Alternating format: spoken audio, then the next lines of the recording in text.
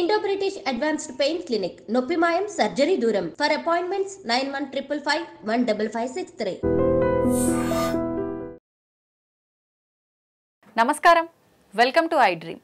ధర్మ మార్గం విత్ విజిత కార్యక్రమానికి స్వాగతం.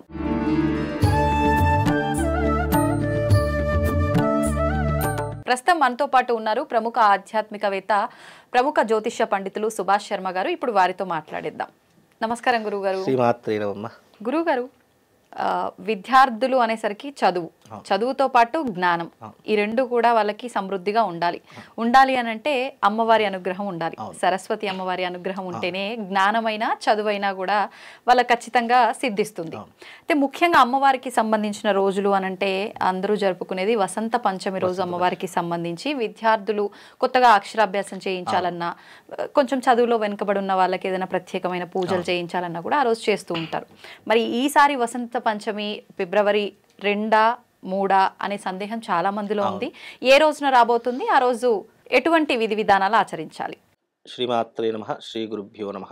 మాతామరకతస్యామా మాతంగి మదశాలిని కుర్యాత్ కటాక్షం కళ్యాణి కదంబ వనవాసిని. వసంత పంచమి అనేటటువంటి ముహూర్తము చాలా అద్భుతమైనటువంటి ముహూర్తం. ప్రతి మనిషి జీవితంలో కొన్ని అద్భుతమైనటువంటి యోగాలు, ముహూర్తాలు అనేటటువంటి దివ్యంగా వస్తూ ఉంటాయి.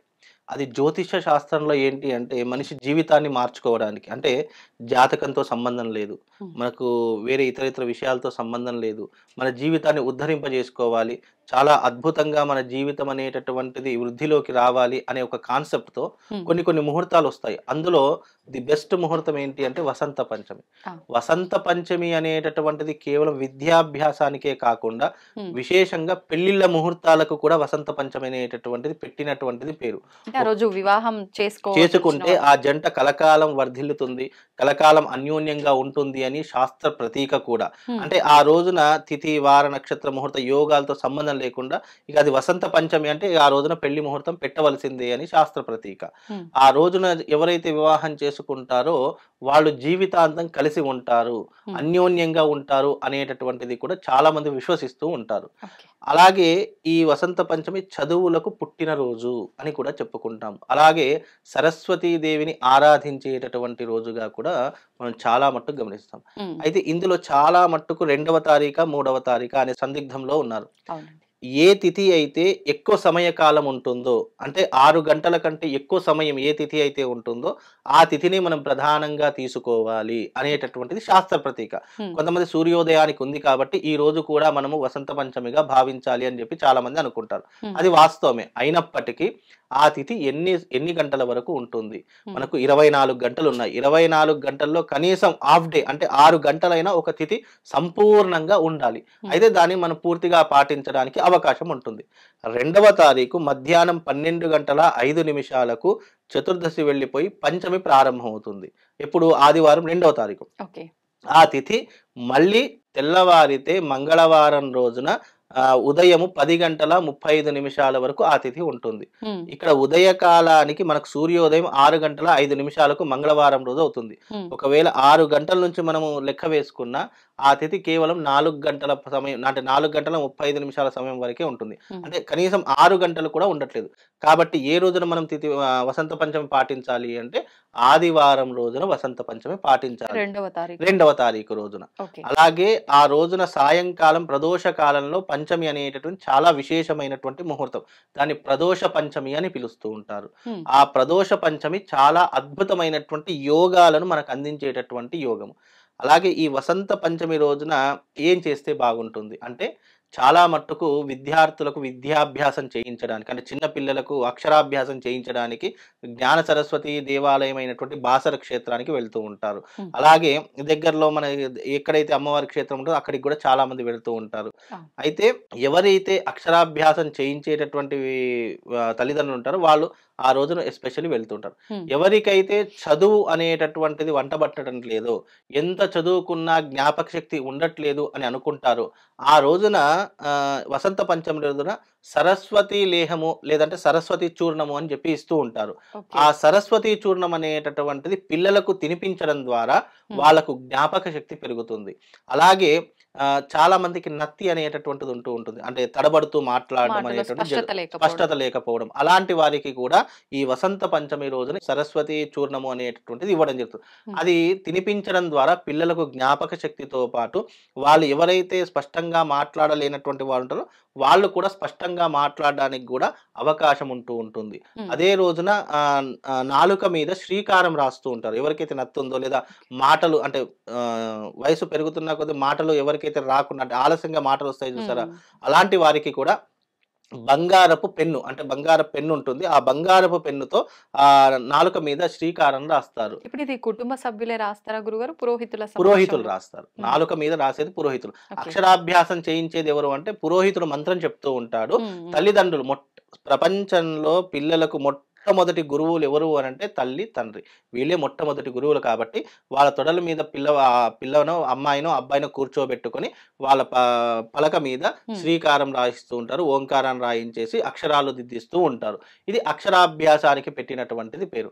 అందులోనూ చాలా మందికి తెలియనటువంటి విషయం ఏంటి అంటే వసంత పంచమి రోజు పిల్లలకైతే ఈ అక్షరాభ్యాసము ఇవన్నీ కూడా ఉన్నాయి. మరి పెద్దవాళ్ళు ఏం చెయ్యాలి, ఎలాంటి పద్ధతులు పాటించాలి అంటే జాతకం దారిద్ర్యంగా ఉన్న గ్రహస్థితి అనుకూలంగా లేదు అని అనుకున్నటువంటి వారికి, అందులోనూ మనం ఏ పని చేసినా కూడా అందులో దారిద్ర్యమే వస్తుంది లేదా అది నష్టమే అవుతుంది, మనం బంగారం ముట్టుకున్న మట్టి అయిపోతుంది, ఇలా చాలా మంది అనుకుంటూ ఉంటారు.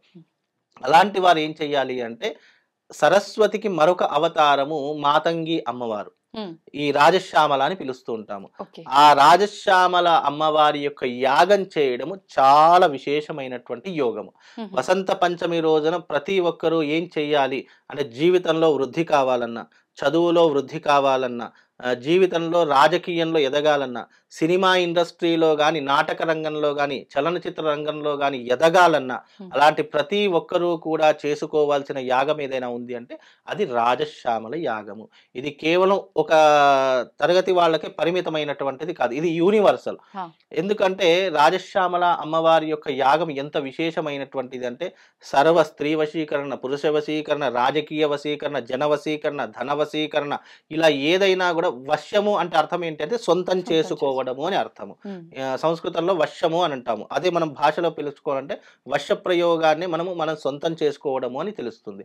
కాబట్టి ఈ ప్రతి ఒక్క దానిని మనం సొంతం చేసుకో, ఇప్పుడు రాజకీయ నాయకులకు ఏముంటుంది, ప్రజలను ఎలాగైనా మంచి చేసుకోవాలి, ప్రజలు మన వైపు తిరగాలి, ప్రజలు ఎప్పుడు కూడా మనల్ని చాలా అనుగ్రహంగా చూసుకోవాలి అని తెలుసుకుంటారు రాజకీయ నాయకులు. అదే ఇండస్ట్రీలో ఉన్నటువంటి ఫ్యాన్స్ ఫాలోయింగ్ పెరగాలి, నాకు ఆపర్చునిటీస్ అవకాశాలు రావాలి అని అనుకుంటూ ఉంటారు.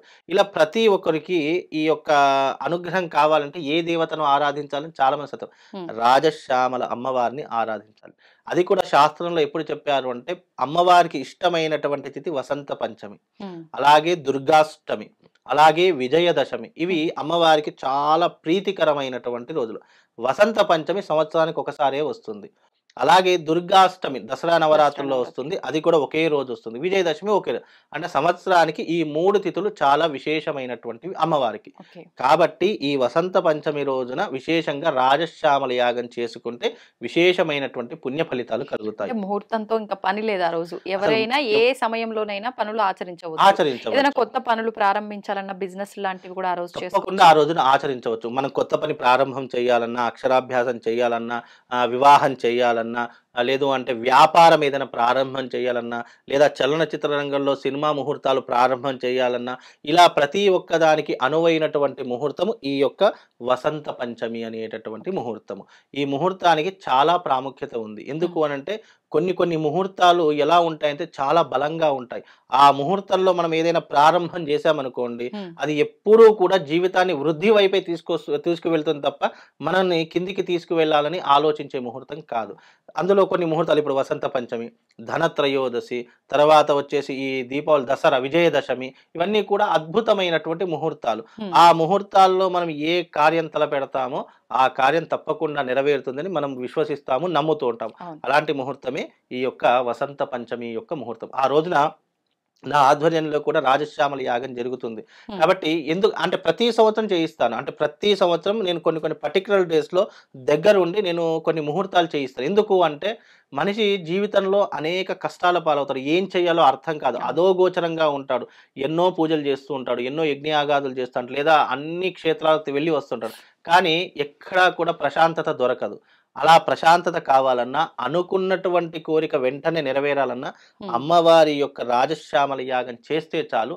తప్పకుండా 100% ప్రయోజనం కలిగి ఆ యొక్క తల్లి యొక్క అనుగ్రహం వాళ్ళకు కలుగుతుంది అనేటటువంటి అతిశయోక్తి ద్వారా ఈ యొక్క యాగం ప్రతి వసంత పంచమి రోజున చేయించడం జరుగుతుంది. కాబట్టి ఇలాంటివి కొన్ని ముహూర్తాలు వచ్చినప్పుడు మనిషి వినియోగించుకోవాలి. ఇప్పుడు ఎగ్జాంపుల్‌గా ఖాళీగా తిరుగుతున్నటువంటి వ్యక్తి, అతనికి ఏదైనా అవకాశం వచ్చింది అని అనుకోండి, దాన్ని వినియోగించుకుంటే ప్రయోజకుడవుతాడు. ఏలే ఇది చిన్న విషయం నాకెందుకులే, ఇది కాకపోతే వచ్చే సంవత్సరం చూద్దాం అనుకోండి, ఆ సంవత్సరం అంతా ఖాళీగా ఉండవలసిందే. అందుకే ఎప్పుడైనా కొన్ని ముహూర్తాలు వచ్చినప్పుడు మానవ జీవితంలో అవి వినియోగించుకోవాలి. వినియోగించుకుంటే మనిషి వృద్ధిలోకి వస్తాడు, అభివృద్ధి పదం వైపు వెళతాడు, మంచిగా అనుకున్నటువంటి విధంగా డబ్బులు, లగ్జరీ లైఫ్ అన్ని అనుభవించగలుగుతాడు. ఇది కేవలము రాజశ్యామల యాగం అనేటటువంటిది మన మనసులో ఉన్నటువంటి కోరికలను తీర్చుకోవడానికి, అంటే విద్య, ఉద్యోగము, ఆరోగ్యము, వివాహము, సంతానము, అలాగే ఐశ్వర్యము, రాజకీయము, చలనచిత్ర రంగము, ఇలా 1 కాదు 2 కాదు అనంతమైనటువంటి ఉపాయాలకు ఇదొక మార్గము అని చెప్పుకోవచ్చు. అందులోనూ ఈ వసంత పంచమి చాలా అద్భుతమైనటువంటి ముహూర్తం. అందులోనూ స్పెషల్లీ ఆదివారం అందరికీ సెలవు ఉన్నటువంటి రోజే వచ్చింది. ఈ యొక్క యాగం కూడా సాయంకాలం ప్రదోష కాలంలో జరుగుతుంది. చాలా మట్టుకు ప్రదోష కాలంలో ఎందుకు యాగం చేస్తామంటే మనకు బ్రహ్మ ముహూర్తం ఎంత గొప్పనైనటువంటి ముహూర్తమో ప్రదోషకాల ముహూర్తం కూడా అంతే గొప్పనైనటువంటిది. ఆ ప్రదోషకాల సమయంలో సాక్షాత్తు శివపార్వతులు భూమి మీద సంచరించేటటువంటి రోజు అని చెప్తాము. ఈ వసంత పంచమి రోజు కూడా సాక్షాత్తు శివపార్వతులు ఇద్దరూ కూడా ఈ యొక్క భూమి మీద సంచరించేటటువంటి రోజు అని చెప్తూ ఉంటాము. అలాగే భాగవతంలో కూడా ఈ వసంత పంచమి రోజునే శ్రీకృష్ణుడు హోలీ ఆడాడు అని కూడా కొన్ని పురాణ గ్రంథాల్లో చెప్పడం జరిగింది. అంటే మరి అసలైన హోలీ వసంత పంచమి రోజే. అంటే రంగులు అద్దుకున్నటువంటి సమయం వసంత పంచమి. మనం హోలీ రోజు చేసుకునేటటువంటిది హోలికా దహనం చేస్తాము. అంటే అది అలా దహనం జరగడం వల్ల అక్కడ ఉన్నటువంటి ప్రజలందరూ కూడా రంగులు పూసుకోవడం జరిగింది కాబట్టి అది హోలీ పండగ. హోలిక అనేటటువంటి రాక్షస సమయం. ఈ నిజమైనటువంటి శ్రీకృష్ణుడు రంగులు పూసుకున్నటువంటి సమయం అంటే గోపికలతో కలిసి ఆడినటువంటి రోజు ఈ యొక్క వసంత పంచమి అనేటటువంటి చెప్తూ ఉంటాం. అలాగే ఈ వసంత పంచమి రోజున ఇంకా విశేషం ఏంటంటే బ్రహ్మలోకంలో ఒక సభ జరుగుతుంది. బ్రహ్మలోకంలో ఎందుకు సభ జరుగుతుంది అంటే మనకు రాబోయేది ఉగాది కదా. ఉగాది రోజున రాజు ఎవరు, సైన్యాధిపతి ఎవరు, మంత్రి ఎవరు, సస్యాధిపతి ఎవరు, మేఘాధిపతి ఎవరు, నిరసాధిపతి ఎవరు, ధాన్యాధిపతి, ఇవన్నిటికీ కూడా వాళ్ళు ఏంటంటే అధికారాన్ని ఇచ్చేటటువంటి రోజు. అంటే మనకు ఎలక్షన్స్ ఎగ్జాక్ట్లీ ఆ ఎలక్షన్స్ ఎలాగైతే మనకు ప్రారంభమే రిజల్ట్ అనౌన్స్ చేస్తారు, నువ్వు ఈ మంత్రివి, నువ్వు ఈ మంత్రివి అని చెప్పి ఎలాగైతే చేస్తారో అలాగే ఆ రోజున అందరికీ కూడా అంటే నవగ్రహాలన్నింటినీ కూడా కూర్చోబెట్టేసి బ్రహ్మలోకంలో సభ జరిగి నువ్వు రాజువి అంటే ఈ సంవత్సరం అంటే ఉగాది రోజున రాజు ఎలా నిర్ణయిస్తారంటే ఆదివారం వస్తే సూర్యుడు రాజుగా ఉంటాడు, సోమవారం వస్తే చంద్రుడు రాజుగా ఉంటాడు, మంగళవారం వస్తే కుజుడు రాజు. ఇట్లా ఏ వారం మనకు ఉగాది వస్తే ఆ రోజున ఆ యొక్క రాజు అంటే ఆ రోజుకి అధిపతి ఎవరో దానిని రాజుగా నిర్ణయిస్తారు. ఈ సంవత్సరం మనకు ఉగాది ఆదివారం వచ్చింది కాబట్టి సూర్యుడు రాజుగా నిలిచాడు. ఇక దాని కింద అందరూ కూడా పదవులు పంచుకునేటటువంటి సమయం. అది వసంత పంచమి రోజున జరిగేటటువంటి అద్భుతమైనటువంటి యోగం. అంటే సూర్యుడు రాబోతున్నాడు రాజుగా కాబట్టి అందరికీ ఆరోగ్యం చాలా బాగుంటుందేమో ఈ సంవత్సరం. ఇక్కడ ఆరోగ్యం బాగుంటుంది అన్నదానికి కాదు కానీ సూర్యుడి యొక్క తత్వం ఏవైతే ఉంటాయో అలాగే ఈ రోజున మనకు ఇంకా తెలియనటువంటి ఎప్పుడైతే ఉగాది ప్రారంభమవుతుందో దానికి ఒక రోజు ముందు అమావాస్య, ఆ రోజున షష్టగ్రహ కూటమి ఏర్పడుతుంది. కాబట్టి ఆ దాని యొక్క ఫలితాలు ప్లస్ ఈ ఉగాది ఫలితాలు రెండు క్యాలిక్యులేషన్ వేసి చూస్తే మనకి రాజు మంచి చేస్తాడా చెడు చేస్తాడా ఏ రకమైనటువంటి విధానాలు ఉంటాయి అది దాని సబ్జెక్ట్ అంతా వేరే. అది దాని యొక్క కోణంలో ఆలోచన చేసుకో. ఎందుకంటే ప్లానెటరీ పొజిషన్స్ అనేటటువంటి చాలా సెన్సిటివ్. అది ఏ కక్షలో ఉంటాయి, దాని డిగ్రీస్ ఎంత, దాని యొక్క పరిణామం ఎంత, అది ఏ రకంగా వస్తుందనేది మొత్తం క్యాలిక్యులేషన్. దాని విధానంగా రాజు మంచి చేస్తాడా, చెడు చేస్తాడా? రాజు మంచి చేస్తే గనక మిగతా వాళ్ళందరూ కూడా మంచి చేస్తారు. రాజే చెడ్డవాడైతే మిగతా వాళ్ళందరూ చెడ్డవాళ్ళే ఉంటారు. అది దాని యొక్క స్వభావాన్ని బట్టి అంచనా వేసి చెప్పేటటువంటి అవకాశం ఉంటుంది. ప్రస్తుతానికి వసంత పంచమి చాలా అద్భుతమైనటువంటి ముహూర్తం. ఆ రోజు చేయవలసిన దానాలు కూడా 5 రకాల దానాలు ఉన్నాయి. ఆ దానాలు చేయడం వల్ల మనిషి జీవితాన్ని ఉద్ధరింపజేసుకోగలుగుతారు. ఒకటి ఉప్పు, రెండవది నువ్వులు, మూడవది బెల్లము, నాలుగవది వస్త్రము, ఐదవది అన్నదానము. ఈ 5 చేయడం ద్వారా మనిషి తన యొక్క జీవితంలో చేసినటువంటి పాపాలన్నీ దూరం చేసుకోవచ్చు. ఎందుకంటే మనిషి ఏదైనా పుణ్యం సంపాదించుకోవాలంటే 2 మార్గాలు. ఒకటి దేవతారాధన, 2 దానము. ఈ రెండిటితోనే మనిషి పుణ్యాన్ని సంపాదించుకుంటాడు తప్ప ఇంకా వేరే ఇతర దేని వల్లే పుణ్యాన్ని సంపాదించుకో. నువ్వు ₹1,00,00,000 ఖర్చు పెట్టినా కూడా పుణ్యం దొరకదు. కానీ దైవారాధన అలాగే ఈ యొక్క దానము, ఈ రెండిటి ద్వారానే పుణ్యం కలుగుతుంది. అందుకే ఆ రోజున వసంత పంచమి రోజున ఉప్పు దానం చేయడం వల్ల ఏమవుతుంది, చాలా మంది ఇవన్నీ దానం చేయాలి, ఎందుకు దానం చేయాలి, ఇవి చేయడం వల్ల అసలు ఏంటి మాకు ప్రయోజనం అని చాలా మంది అనుకుంటారు. ఉప్పు దానం చేయడం వల్ల రోగాలు నయమవుతాయి. నువ్వులు దానం చేయడం వల్ల ఏలినాటి శని ప్రభావం దూరం అవుతుంది. బెల్లం దానం చేయడం వల్ల ఐశ్వర్యం కలుగుతుంది. వస్త్రం దానం చేయడం వల్ల నీకు జీవితంలో నీకు వస్త్రానికి లోటు ఉండదు. అన్నదానం చేయడం వల్ల నీవే కాదు, నీ కడుపున పుట్టినటువంటి 10 తరాల వాళ్ళు ఎవరైతే వంశస్థులు ఉంటారో వాళ్ళకు అన్నానికి లోటు ఉండదు, వస్త్రానికి లోటు ఉండదు. అందుకే దానము ఊరికే చేయమలేదు. ఇప్పుడు ఎగ్జాంపుల్గా నేను మా ఊరికి వెళ్ళాను అనుకోండి, మీ తాతగారు అప్పట్లో ఉన్నప్పుడు ఆ దానం చేశారు, ఈ దానం చేశారు, ఇప్పటికీ మాట్లాడుకుంటా. అంటే ఆ దానం చేసినటువంటి పుణ్య ఫలితం ఎప్పుడో ఒకప్పుడు మన వంశానికి ఉద్ధరింపజేసేటటువంటి. అందుకే ఈ 5 రకాల దానాలు చేస్తే మన జీవితము చాలా అద్భుతంగా ఉంటుంది. దానం చేస్తే ఏదో వస్తుంది అని కాదు, మన జీవితం ఉద్ధరింపజేసుకోగలుగుతాం. మనం చేసిన దానము మన పిల్లలకు, వాళ్ళ పిల్లలకు అందరికీ ఉపయోగపడుతుంది అనేటటువంటి దాంతో దానం చేయమని చెప్పడం జరిగింది. అందుకే ఈ వసంత పంచమి చాలా వైశిష్టమైనటువంటిది. అందరూ కూడా రాజశ్యామల యాగానికి రండి, చక్కగా అమ్మవారి యొక్క ప్రసాదాన్ని తీసుకొని వెళ్ళండి. ధన్యవాదాలు గురుగారు. శ్రీమతి.